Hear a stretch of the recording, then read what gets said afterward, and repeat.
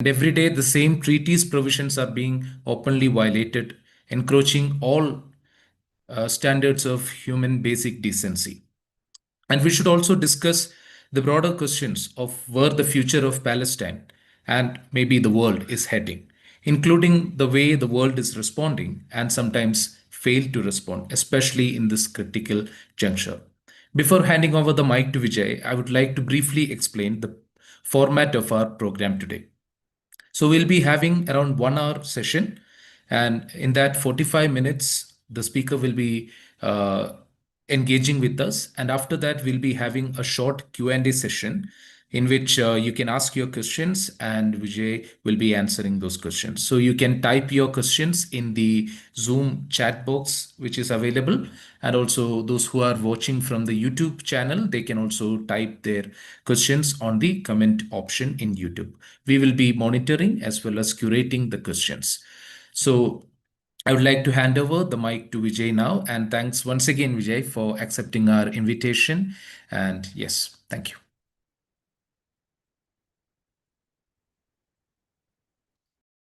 You're mute.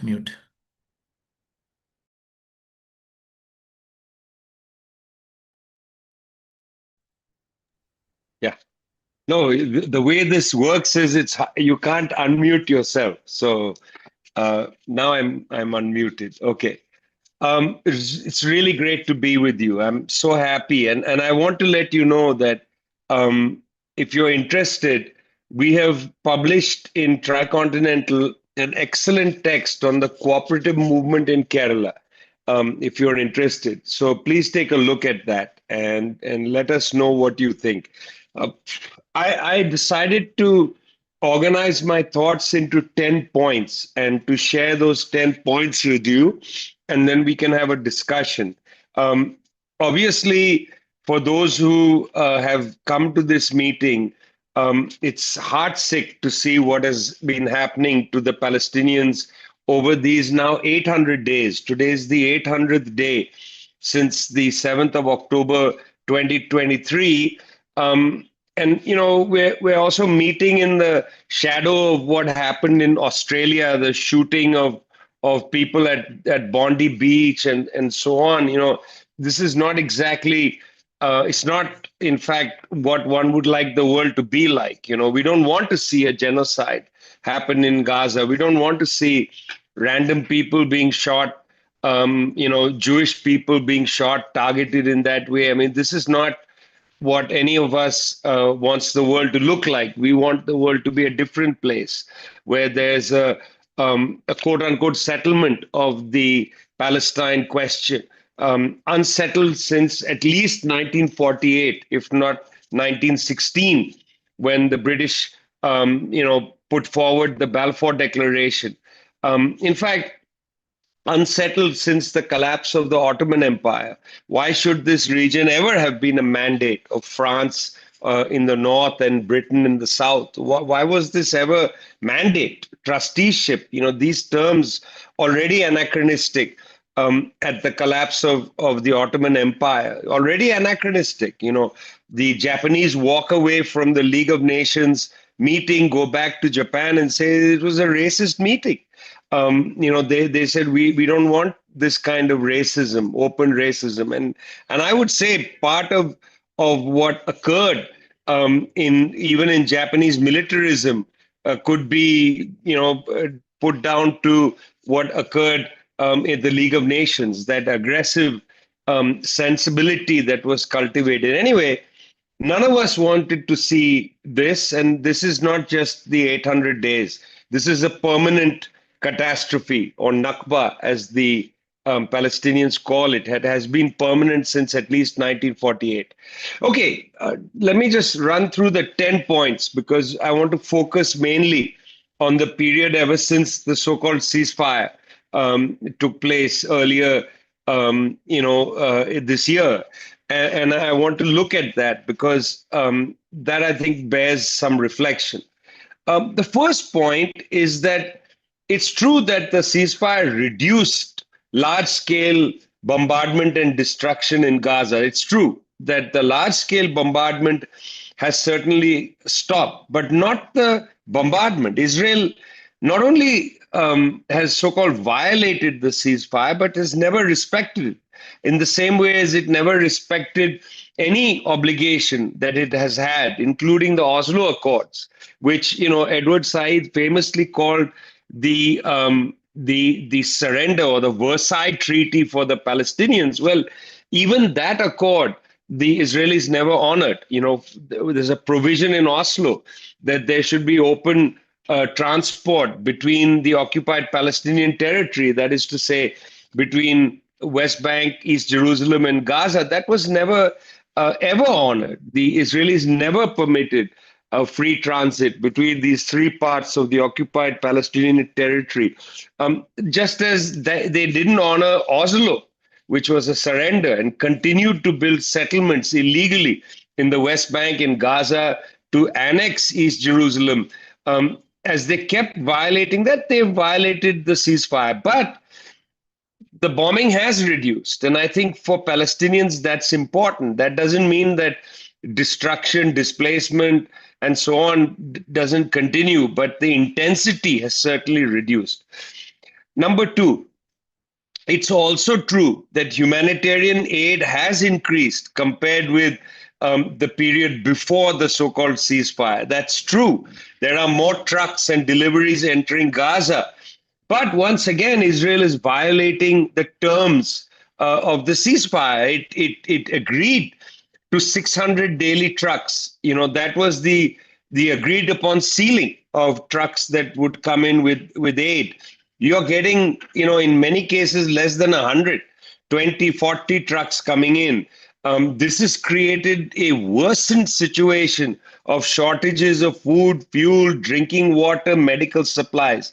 So again, it's not true that humanitarian aid is at zero. It has improved since the so-called ceasefire, but it is far below the agreed upon ceiling. So Israel has violated not only the agreement to stop lethal bombings in Gaza. It has violated that, and secondly, it's violated its agreement to allow 600 trucks into Gaza.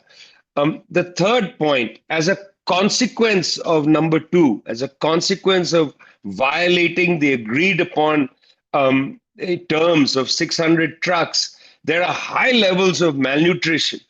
And various human rights agencies, Palestinian agencies in particular, have been reporting high rates of malnutrition among children, among those who are disabled, among other vulnerable groups. Again, despite improvements, thousands of children are being treated for acute malnutrition. It's also important to remember that this is the time of when we saw famine deaths already, and when there are acute conditions of famine, to come from that to normalcy would have required an infusion of medical supplies and so on. So Israel preventing medical supplies to enter at the agreed upon levels has allowed the famine conditions to continue, even if there's food entering. The situation of malnutrition has not been reversed. So the third point is high levels of malnutrition. First point, the ceasefire consistently violated. Second point, the agreement of 600 trucks per day of humanitarian supplies routinely, every day, in fact, violated. And third, high levels of malnutrition persisting. The fourth point, and this is important, you will remember that from the very beginning of the genocide, the Israelis just bombed hospital after hospital after hospital. Hospitals in Gaza City almost entirely destroyed, in Khan Yunis, and then in Rafah, the three major cities. Hospitals took direct fire in many cases after the Israelis entered physically into Gaza. They blew up hospitals. They also killed university professors who were teaching medicine, many of them also practicing doctors, and they also targeted doctors and nurses. By targeted, I mean they went directly after them. There are now Israeli prisons that have Palestinian doctors in them. This destroyed, you'll hear in human rights reports, people will talk about the fragility of the public health system in Gaza. Let me tell you, talking to people in Gaza, the public health system is not fragile. It has been destroyed. Basic services not available, long-term care unavailable, rehabilitation. I mean, there are traumatized children there. It's very difficult to explain the levels of sound and dust, malnutrition, movement, insecurity, loneliness, fear. This has created another generation, but with deep, deep trauma. No medical care for them. So the idea of fragility needs to be a little bit contested. Human rights organizations don't want to come out there and say public health system destroyed, but let me tell you, they have been destroyed. That's the fourth point. The fifth point, living conditions extremely dire. Housing stock almost completely destroyed. You've all seen pictures, drone images from Gaza. I mean, the whole place has been leveled. It's a ruin. So people are living in tents, the very poor shelter, or in, the equivalent of a kind of juggi, built with whatever metal is lying around, whatever wood is lying around, and so on. There's a lack of sanitation. This means rising diseases, waterborne diseases. People are relieving themselves out in public. They are relieving themselves sometimes into water courses. There's exposure to winter weather. It's been very cold in Gaza in the last couple of weeks. It's also been raining, which means there's been some flooding because sewage systems are gone, water runoff systems are gone. When you bomb a whole city, you destroy the water runoff systems. Most of these sluices are totally covered over with debris. So there's been flooding, which means the tents are getting flooded. People are cold, they're wet, they're already with malnutrition. The situation is pretty bad. There are preventable diseases galore. You don't have medical personnel to assist them. So living conditions extremely dire. That's the fifth point. I'll go over the points at the end as well, in case you're interested in putting them down. But the fifth point is living conditions extremely dire. The sixth point, which is important, millions and millions of tons of rubble in Gaza, which nobody knows what to do with it. And underneath the rubble, there are dead bodies, people just sort of their bodies rotting under there. There are bodies of humans, of animals. It's just a nightmare for people to live. And so they're trying to recover bodies. And in the recovery process, there have been explosions because there's undetonated ordnance. You drop bombs from the air, all the bombs don't go off, some of them land, and they are very dangerous because as children are playing in the rubble or as people are looking for bodies in the rubble, you've had explosions of bombs, people have died. This rubble lying around with the storms, with the flooding, has weakened infrastructure. We also have stories coming in of bits of half, available building. People have built a tent next to it. With the flooding that's taken place, the weakened infrastructure has collapsed on tents and killed people. It's getting very, very little limited reporting, I'm afraid, because this doesn't have the kind of quote unquote drama of people being killed in a bomb attack. But effectively, they are also victims of the Israeli war because the Israeli bombs weakened those buildings. People built their tents adjacent to it to take advantage of, say, one wall, which is shelter. And the floods came in. There's no runoff available. They weakened the foundations of these walls and so on, and they've collapsed and killed and injured people. So the recovery of body and rubble removal is dangerous, slow. In some cases, it's basically also a weapon against people. That's the sixth point. A seventh point, and this is the top, the first 7 points are about the humanitarian situation. The seventh point, rehabilitation of livelihood and agriculture is beginning in some small areas, including in fishing. The Palestinians uninterested in just relying upon aid that comes in. Secondly, relying upon the largesse in quotes of the Israelis to allow trucks to come in. As I said, they've not agreed to the 600 trucks. Palestinians have moved to try and build their own opportunities to grow food and so on, and also to fish. So fishing boats had been bombed and destroyed at the early part of the genocide. It's interesting how the Israelis targeted food production. They targeted bakeries, they targeted fishing boats, and the loss of the bakeries and the fishing boats was catastrophic for the people of Gaza. They relied upon the fishermen to bring in protein, precious protein for them, fresh fish from the sea. Well, right after this so-called ceasefire, the fisher folk tried to rebuild some boats, and they've been out there fishing, but this has been very slow. They have not been able to rebuild the kind of boats that they used to have. And in terms of agricultural production, the Israelis have seized about 50% of the land of Gaza. A lot of that was agricultural land. They are still holding it. It's so-called yellow line.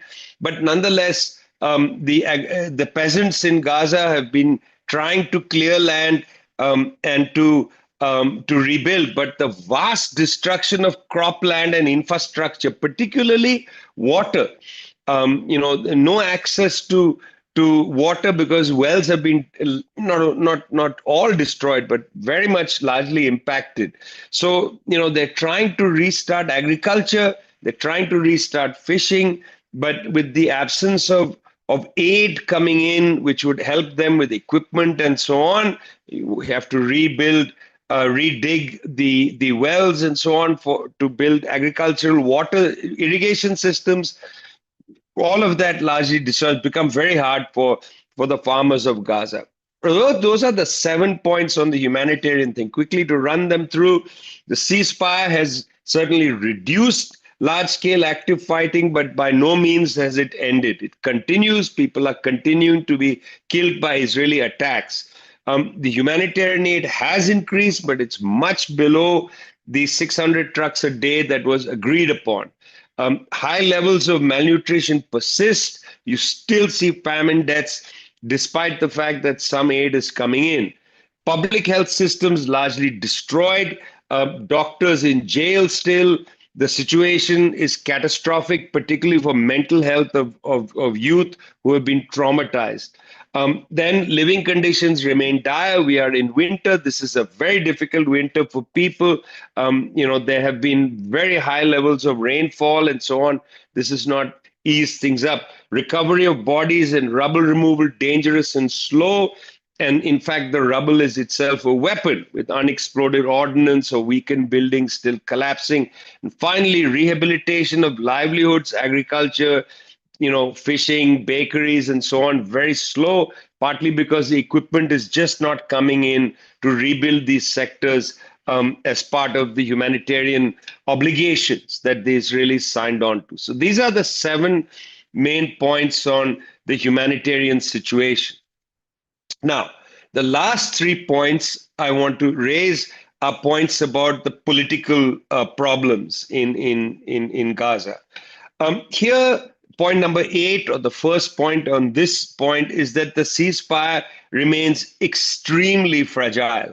And the Israelis continue to insist that they are allowed to do targeted killings. And they've been going after the Hamas control structures, trying to get their commanders and so on. They've killed a number of people, including journalists, including people with apparently nothing to do with Hamas leadership. They've also got a few people from Hamas, but they persist in breaking the ceasefire, which has really, really put pressure on groups like Islamic Jihad, Hamas, and others to respond. Politically, this is a nightmare because if they keep hitting Hamas in this way, if they keep hitting civilians in this way, the political pressure on Hamas and other groups to respond to Israel militarily is very high, and then the conflagration will begin. The genocide will begin again. That is guaranteed. The Israelis are trying to provoke one attack from Hamas, and then they are going to come in full scale. So these are very provocative attacks that they've been doing. And right now, Hamas is holding the reins back, has not retaliated, knowing full well that the appetite may not be there, but there's a lot of political pressure on Hamas, Islamic Jihad, and the other groups, other factions to retaliate. So that's the first point on this, or point number 8. Point number 9 is that the hostage and detainee issues remain a central political flashback, and they are, in a way, a symbolic question. There is a lot of debate on both sides about returns, about the very large number of Palestinians being held political prisoner in Israeli jails. I'm going to get to that in a minute. But this is a very, very difficult subject. Both sides are continuing to debate this when they get the opportunity to meet. The central question is the return of hostages, of political prisoners, and so on. And neither side is willing to budge in a way, because the stakes are extremely high. And I'm going to get to that in a minute. But I just want to say that this political issue of the exchange of prisoners remains perhaps the most significant issue after the Israeli provocations, because the Palestinian leadership is under a lot of pressure to demand more political prisoner releases. I'm going to explain why. Okay, the final point I want to make is about the unresolved politics of the region. You see, what the Israelis have done over the last 25 years, very intelligent from a colonizer's point of view. Firstly, they went into Oslo in 1994, promising the largest section of the Palestinian Liberation Organization, Fatah and so on, that they will provide a two-state solution, and that Fatah and its allies would basically run Palestine. And to that end, they created an instrument called the Palestinian Authority, which is now largely staffed by Fatah leadership, people like Mahmoud Abbas and others who are in Ramallah, where they have essentially become politically very much neutered. I mean, their situation is to manage the ongoing occupation. They seem to have lost an appetite for national liberation. So that was Fatah in a way. They accepted Oslo. Then there were the rejectionists, those who rejected Oslo. And the way the Israelis dealt with the rejection is very interesting. Firstly, the two principal left organizations, the Popular Front for the Liberation of Palestine and the Democratic Front for the Liberation of Palestine. What the Israelis did was they decapitated these two organizations. Ahmad al-Sadat, for instance, the leader of the Popular Front, was thrown into prison, and he has been there for almost 24 years. Ahmad al-Sadat has been sitting in effectively administrative detention. He's a political prisoner. 24 years he has been in prison.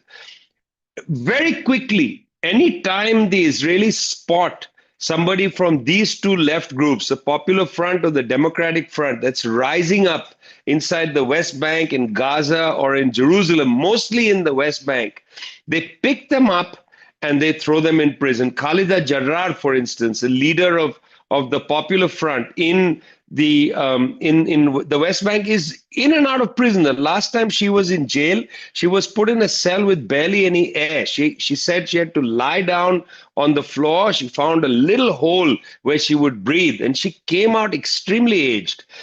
They take young leaders who emerge from the left and throw them in prison. So they understand, if you take out the leadership of these left groups, it's very difficult for them to function. Because these groups are very well organized, but once you take out, let's say, the district secretary or the branch secretary or whatever it is, it's very difficult for the group to reorganize itself fast enough. And what the Israelis have been doing is coming into the West Bank and just assassinating the left leadership. and taking them out. So that's what they did to the left rejectionists. To the rejectionists of the Palestinian right, let's call them Hamas, Islamic Jihad, and so on, the Israeli position is also decapitation. They have routinely tried to kill the leadership of Hamas and have done so ever since they assassinated Ahmad Yassin, the leader who was disabled in a wheelchair. He was hit by a missile strike in Gaza. From Ahmad Yassin to Yahya Sinwar, the attempt has been to take out the leadership of Hamas and Islamic Jihad in a similar way. And this is very, very interesting because, in a sense, Israel, which preferred to deal with Hamas rather than to deal with the left factions, almost wanted Hamas to become the representative so they could turn around and say, look, these are not secular national liberation fighters, but Islamists and terrorists and this, that, and the other. I mean, they almost preferred that outcome. But in the middle of this, often unsaid, is that even within Fatah, there was an emerging leadership in the first Intifada, very powerful figure who then became one of the leaders in the second Intifada in the early 2000s, was picked up and has been also in jail like Ahmad al-Sadat for 24 years, and that's Marwan Barghouti, one of the most unifying figures in Palestine for 24 years. And he has recently, it's come out recently, he's being tortured in prison. He lost some teeth and so on. He's lost a lot of weight. He's been sitting there for 24 years. You go to Gaza. I've been in Gaza and the West Bank, in Jerusalem. You see large murals of Marwan Barghouti with his hand in chains above his head, giving a salute of victory. He's an extremely unifying figure. The Israelis know that. They've been holding him in prison. They won't allow him out. An Israeli political scientist by the name of Baruch Kimmerling calls this politicide, the death of politics. What the Israelis have pretty effectively done is to try and erase politics for the Palestinians. And, if the Palestinians organize, it's for armed resistance or for forms of popular resistance of different kinds. But they cannot organize politically. They cannot have a political gathering. It's unable, they can't call the Palestinian Legislative Council and have a meeting. More than half of the people Israel has designated as terrorists. So actually the most significant issue right now is the lack of a Palestinian politics to advance a process forward.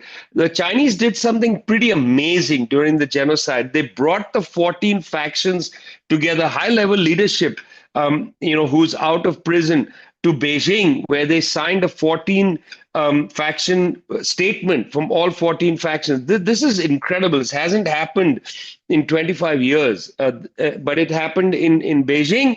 Since then, there has been an attempt to hold more talks in Cairo and so on. But unless the Israelis release the political prisoners, very difficult to see where this will go. And I really hope that we around the world put more and more pressure, not just to improve the humanitarian situation in Gaza, because this is temporary. They can improve it now, but then they'll come back. They did in 2006, 2008, 2009, 2014, and I'm just talking about the big attacks. Every year, Israel routinely smashed Gaza, every year. So, things may improve now, but they'll come back to smash again. So my point with this last 10th point, which is that the political issues remain unresolved, is that in fact the Israelis have very cleverly, from a colonized perspective, very cleverly dismantled the structures of Palestinian politics. They haven't allowed it to assemble, create a strong Palestinian voice. And let me give you an example of that. When we were young, Yasser Arafat was, in a sense, the uniting figure of Palestinian life. There is no such figure today. And that's because of the success the Israelis have had at completely dismantling Palestinian political life. We have to fight to free Palestinian political prisoners. We have to fight to give space for Palestine to have a political life so that Palestine can come to the table and contest what Israel is doing in this ongoing genocide and catastrophe, which has been happening since 1948. Thanks a lot.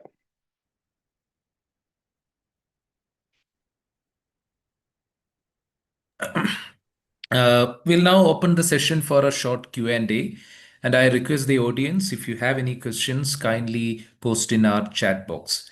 So I'd like to start with one question that if we look at the peace treaty, the so-called peace treaty, it's a 21st century document. But if you read it closely, it sounds more like a 16th century or a 18th century colonial document, which says to a people who have gone through a genocide that you accept our terms, otherwise we'll continue to bomb. And it also puts something very similar to, a kind of a viceroy kind of thing in the 21st century, like very similar to what East India Company used to do in India or some other places. So why the West, despite all these atrocities and genocides and continued, visuals of all kind of human rights violations, can't accept the simple point, which is actually existing from at least from 1948 UN Charter, at least that every human being, every population has the right to have self-determination. Why the West can't accept that Palestinians are also humans capable of making decisions for themselves? I mean, uh, this is an impossible question to answer for me, because this is a question that you need to ask of the West. I mean, you are in fact asking this question of the West. It's a question I would then turn to Macron and to Starmer and to Trump, and I would ask them the same question. I don't have an answer for this. I mean, the Palestinians are the people. The United Nations General Assembly has recognized Palestine. You know, it has a seat as an observer. Many European countries have said we recognize the state of Palestine, two-state solution, etc. But why? I mean, why? What is happening here? Yeah, I mean, Israel continues to kill people, massacre people in Gaza ever since it signed this colonial ceasefire document, and yet I haven't seen anybody, leave alone Modi, write and say, we condemn the killing of these 20 family members during the ceasefire. Yesterday, Bondi Beach happened, horrible as it is. All the world's leaders put out tweets condemning it. Yeah, all the world's leaders, including Modi. But this has become almost a numbing, toothache you have for now 800 days. Nobody bothers. Some family is wiped out yesterday. A little kid killed the other day. Yeah, journalist killed. There are no condemnations. Why? Earlier in the genocide, I call this the international division of humanity, which persists. Some people are more human than others. That persists for sure. Look at the way in which we talk about what's happening in Sudan, for instance. I mean, the United Arab Emirates continuing um, to help the rapid support forces, continuing to provide drones and so on. Why? Because they are just siphoning the gold out of the country. They don't care about the people. Yeah. I mean, what do they care about the people? Do you think they really care? The West says, oh, China's relationship with Africa is colonial. Really? I mean, you are the experts in colonialism, man. You have been colonizing the world for 500 years. There's a difference between trade and colonialism. We know what colonialism looks like. We experienced it. Yeah. This is colonialism. This is a colonial mentality. This is a mentality of superiority. Forget it. Forget it. It's no surprise that Israel participates in Eurovision. Israel is an Asian country, as it were. Yeah. Participates in the European music contest called Eurovision. Well, because Israel was a Eurovision. It was envisioned by the Europeans. Yeah. It's not an Asian project. It's ridiculous if people say, well, it's a national liberation for the Jews. No, that's ridiculous. It was imposed on that territory. Yeah. It's a Eurovision. And so they see it as a part of Europe. Israel plays in the European Football League. Does Kerala play in the European Football League? No. But Israel does. It's an Asian country, man. What's the thing? Even Herzl wrote that it will be a European outpost against the barbarism. Uh, Yeah, I mean, there's that says the point, right? Against barbarism. because the rest of the world are barbaric. We have a question connected to that. When you look at the online interactions, especially on social media, Twitter and all, it has almost become like a meme that the most support for Israel comes from India. In fact, there are a lot of Indian IDs, troll IDs, who create fake IDs of Israeli IDF soldiers and all. But they will be posting from Madhya Pradesh or Uttar Pradesh, and they will be like, "We are ready to protect Israel" and things like that. So, how do you see this trajectory of Indian response towards this problem? Because India is also one of the first countries that recognized Palestine, and also we stood for Palestinian rights for a long time. And even now, our official stand is for Palestinian independence and self determination. But if you look at the politics, we can see a huge support. In fact, largest support in the world comes for Israel from India. How do you explain this trajectory? Well, lucky for you, I wrote a book about it from leftward called Namaste Sharon, published in, I think, 2000 and something or the other. It was about 25 years ago. Yeah. In that book, I wrote that book after talking to a lot of people at the Ministry of External Affairs, more the bureaucrats in the MEA. And I learned some interesting things. Number one, in 1990 or thereabouts, when India started to think about the IMF and what happens when the Soviet Union, which was in a free fall at the time, what's going to happen. The United States made it very clear to India that if you want a good relationship with Washington, you have to go through Tel Aviv. And so the Congress government of PV Narasimha Rao basically makes nice with the Israelis. So that's when it begins. And it was a door to the US.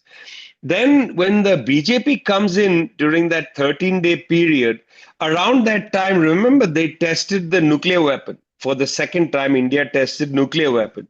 The moment India tested a nuclear weapon, because of the Pressler Amendment in the US, India couldn't access military equipment from the United States directly. And with the Soviet Union gone, Russian defense production had decreased significantly in that decade. India needed weapons from somewhere. I mean, I say needed. I don't mean that needed. India never needed weapons. Okay, we don't really need weapons. Not like they were buying. India is the largest spender on importing of weapons in the world, so we didn't need them. But the Indian bourgeoisie thought it was needed, so they went to Israel and started buying Israeli weapons, which are US grade weapons, because they are made in collaboration. Very interesting way to go around the Pressler Amendment. So India became the largest importer of Israeli weapons. Then Advani, when he was in government, went to Israel several times and talked to them. And you see this seam of anti-Muslim politics in India get transferred to international relations, because the United States and the Israelis start assisting the BJP government in trying to put down, the insurgency in Kashmir using Israeli technology and so on. And you start seeing both US and Israeli personnel coming in almost secretly into Kashmir to assist the Indian security forces to put down the insurgency. And that deepens it. But do not underestimate the whole seam of anti-Muslim politics within India, which then gets raised into Indian foreign policy. The thing is, India is a little trapped because India is reliant on the Gulf Arab states. And as long as the Gulf Arab states are, kind of in favor of the Palestinian struggle and so on, very fragile with the Abraham Accords, India can't pivot. And secondly, because of India's need to be in the BRICS, need to be in the Shanghai Cooperation Organization, India can't pivot too far from that position either. So India is held by its own, as it were, realist foreign policy to directly go. So Modi can send happy birthday to Netanyahu, which is disgusting during the genocide. He sends tweets, happy birthday to my dear friend, Mr. Netanyahu. Okay, fine. But India cannot send Jaishankar or Modi to Tel Aviv to say we stand with you against the Palestine. You don't see that.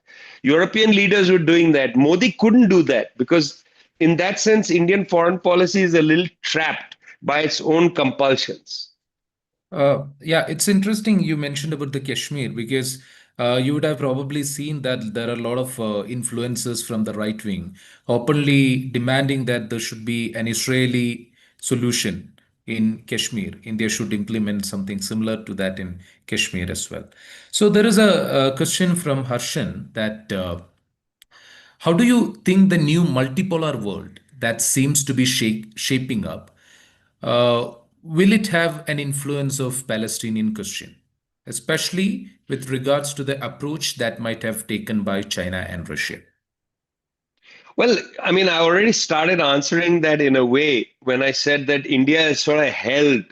You know, the BRICS bloc, for all its, basically its compulsions around trade, because really the BRICS bloc is a South-South trade alliance. It's not a political body. Yeah, you can't misunderstand it. That's why I don't really feel comfortable with the term multipolar, because this is really a South-South trade body.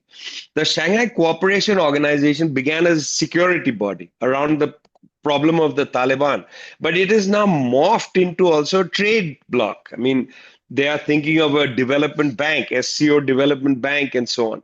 So, a lot of these things that we are seeing are actually about trade and economics and investment. They are not really about politics. Politics is a secondary issue. But they bring these countries into a block together or into a grouping together.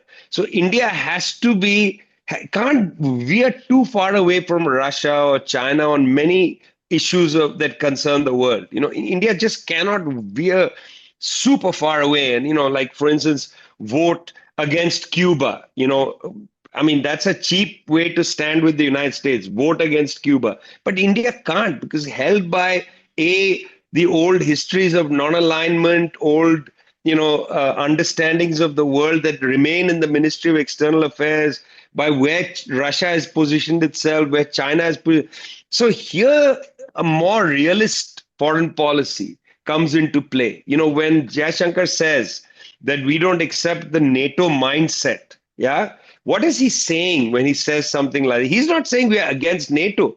That's a misunderstanding. Some people read it very wrong.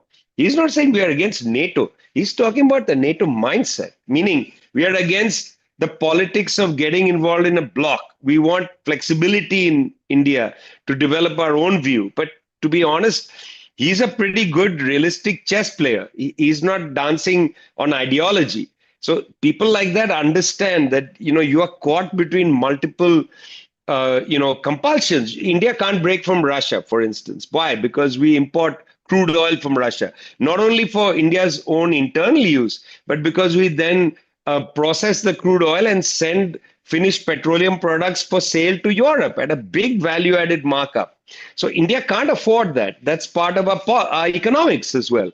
So we have to look at these things in terms of the compulsions and constraints and possibilities, not with some sort of, this, what is now known as, people say, I'm a geostrategic analyst, but you got to understand countries' complications. You can't just remain on a game board and say, well, is India with BRICS or not? It's these things. Like Indonesia is another country in motion. We got to see the historical actuality of its foreign policy and not put it in columns. That's the NATO mindset. If Jaishankar says we reject the NATO mindset, I would say analysts should reject the NATO mindset also. You don't have columns where you put countries in and out. Yeah. Yeah, I'll combine two, three questions together. Like whenever we have a discussion on Palestine, one question that comes up is what is the solution? At least two major solutions or stream of solutions we have. One is that two-state solution. We'll have two different states, and another one is that we'll have a one big democratic state including everyone. So, do you think the so called two-state solution is almost over? Because many people within the Palestinian resistance is now saying that two-state solution will not, might not work at all. And in this question, and on a larger question of Palestine, where do you see the role of UN as an institution? Does it have any role at all to play now? See, firstly, why I insist on the Palestinian political prisoner release campaign and why I insist on this idea of politicide and so on is listen, Sudeep, this is not for you and me to decide what the Palestinian politics needs to be rekindled and brought back to life. Right now we're talking okay, Hamas, this, that, and the other. I mean, these are political instruments of an armed struggle. Where is the Palestinian Legislative Council? It needs to convene. It's a little bit like what's happened to Indian Maoism. Yeah, it's not a question of are there still fighters in the forest. It's a question of the central committee of these parties hasn't met in a decade. Yeah, their leadership is being obliterated. People are in jail. They are being killed, picked off. You can't look at Hamas today fighting, firing, whatever, and say it's a political organization. Yeah, it's an armed struggle group. It's not it's lost its political sense because the political, or I don't mean it's lost its political sense. It's lost its political space in Palestine because Palestinian politics has been systematically destroyed by the Israelis. So we need to fight firstly to recover that so the Palestinians can make a decision, not you and me, number one. Number two, it is irresponsible to say that the two-state solution is done. If you say that, the Israelis will accept that and they will then annex the West Bank, East Jerusalem, and Gaza. Why? Right now, the only way we can say that the settlements are illegal in the West Bank, or the annexation of East Jerusalem is illegal, or the wall around the West Bank is illegal, or the attempt to annex Gaza is illegal, is because of the idea of the occupied Palestinian territory, and then the Oslo Accords. Yeah, this is the basis of illegality.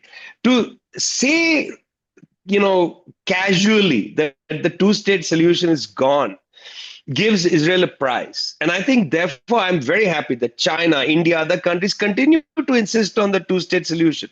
Even if the two-state solution isn't the solution, that solution will be worked out when Palestinian politics is revived. They will work it out with whatever Israeli leadership remains. You understand? So I am not cavalier to say, oh, one state, two. It's not my decision. And secondly, it is irresponsible to say that two-state solution is garbage. It's not. It's what allows the West Bank, East Jerusalem, and Gaza to remain in place, even though continued to be violated by the Israelis. Yeah. And the UN plays a role because the United Nations resolutions provide the basis also of illegality. You can't say the UN is useless. UN institutions on the ground have been absolutely important for the survival of the Palestinians. The UN Palestinian Agency, one of the first agencies created, is vital for the education and the nutrition of Palestinian children. Vital. So you can't also say it's useless. What people are thinking about is the Security Council. The UN is not just the Security Council. It's a refugees agency. It's the UNICEF. I mean, the Israelis bombed the UNICEF office in 2014. Yeah. My friend was then the station chief of UNICEF, Pernille Ironside. Now she's in Pakistan. I mean, their office was bombed. Why did the Israelis bomb the UNICEF office? Because it looks after the livelihood of the next generation of Palestinians. Yeah, I mean, so I'm not cavalier about these things. We build our facts from the ground, not from random opinions that we have because we are feeling frustrated. Yeah. Maybe one last question that the ongoing genocide in Palestine has also resulted in radicalizing people across the globe, not just in the Palestinian diaspora, but across, especially in the left, the youth. and maybe sometimes the Gen Z generation and all these people being discussing about the war and the issues and things like that. Do you think that will result in a positive change in the future, like maybe Vietnam War would have created in the past? What a fantastic question. So, firstly, I would really encourage everybody here to download for free from our website, thetricontinental.org, and circulate widely our December dossier, which is called Imperialism Will Be Defeated. It's about the 60th anniversary of the Tricontinental Conference held in Havana, Cuba in 1966. Okay, why am I saying that? There's a section in the dossier on how the war in Algeria, the People's Liberation Struggle in Algeria, and the National Liberation Front against the French colonialism, and the vital struggles of the North and South Vietnamese against the French and then United States in Indochina, then Vietnam. These two wars of liberation sparked the student rebellions in Europe and North America, in Paris, 1968. Across 1968, Vietnam and Algeria played a big role. Okay? It just revitalized student politics. Of course, they were angry about alienation, school fees, all those issues. Yeah? Of course, they were on the table. But what galvanized them was this anti war sentiment and pro decolonization. Very important. Your question is absolutely correct. Palestine as an issue is raising questions for people around the world. Amsterdam, 250,000 people came on the street. Small country, okay, 250,000 people. It is an issue. Why is it an issue in Amsterdam? Because it revealed to the people, when their government supported the genocide, revealed to the people the moral rot in their country, the absolute moral rot. And this is going to have escalating or cascading effects. You are angry with your government for supporting the genocide. Next, you're angry with your government for supporting Eurovision, since Israel is participating. You're angry with your local TV station for broadcasting Eurovision. You're angry with your government, this is Amsterdam, for allowing the Maccabi Tel Aviv soccer fans to come and run riot through your city and yell death to the Arabs. You're angry at your government. This anger at your government then moves. You're angry at cuts to education. You're angry at cuts to public transportation. You're angry at rising inflation of fuel, inflation of food, a general rebellion. It's coming. It's long overdue. We're already seeing it in bits and pieces. And it's going to be a big cataclysmic thing, because it may not come from the left. That's the problem. This may come initially from the right. Great anger with the system rot. Yeah, it could go in the direction of the right for a time. But the thing is, when the right comes in, it will make all kinds of problems, like in India. But it cannot solve people's problems. You see, why people of the left must always be hopeful is not because we are crazy, but we know the right can't solve the basic problems. In fact, it intensifies the problem of the mass of the people. So they can't be there forever, man. They cannot. The right will come in with ferocity into many of these countries. Most likely they will be the ones to take advantage of the problem, but they won't solve the issues. The question is, how does the left redouble its effort to appeal to the people with a concrete program? The left also has to become no longer the party of no, not this, not this, not this, but the party of yes. What can we do? Kerala, we've abolished absolute poverty. We have improved public education. Now, doesn't mean you'll win elections, because that's a whole other issue of AI, social media, money in elections, media, and the whole thing. But you got to win the people to your side. It's a long fight. And I think that we are going to see Palestine become, you're absolutely correct, the Vietnam. So please download that dossier and read it, okay? Yeah. Sure, sure. With that positive note, let's conclude today's event. I would like to once again thank Vijay and also all our audience for participating in this event. I would like to also make some announcements before winding up.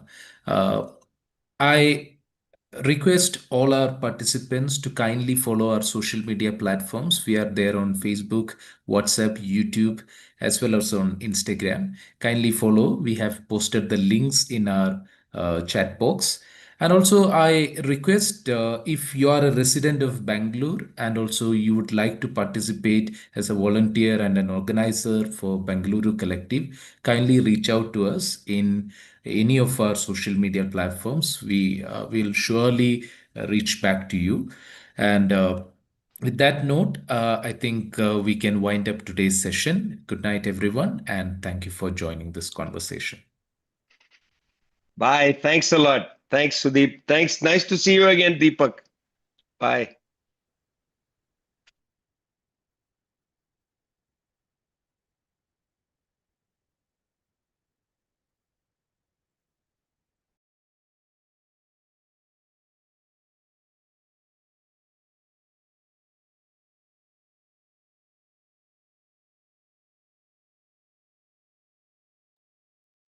I'm ending the meeting. Sudeep.